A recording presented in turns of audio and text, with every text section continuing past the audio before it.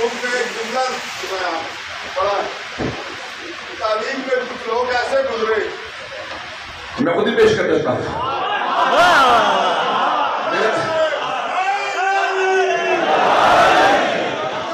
अब क्या है कि हमसे पहले मजलिस पहुंच जाती है। सोशल मीडिया का ये फायदा भी है, नुकसान भी है। और मेरे भाई ने, मेरे बुजुर्ग ने कहा कि आपने सोशल मीडिया में जुमला कहा था, मैं सुनाता हूँ, तो मैंने कहा मैं खुद ही सुना देता हूँ।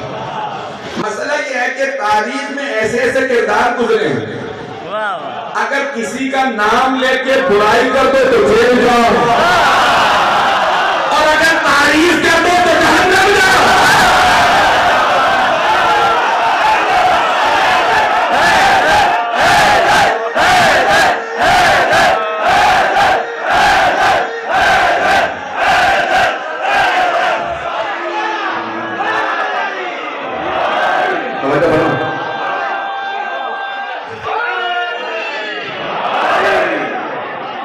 मोहब्बत का ममनून आपके,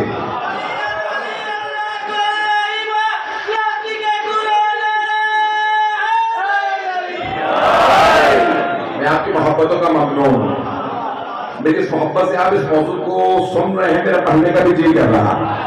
मैं कल भी सारे वक्त आइए करता कि मैं तारीफ पेश कर सकूं। तो अल्लाह फरमा रहा है, इन्नी जाइलुन फिल अर्द, मैं जमीन पे खलीफा बनाऊंगा।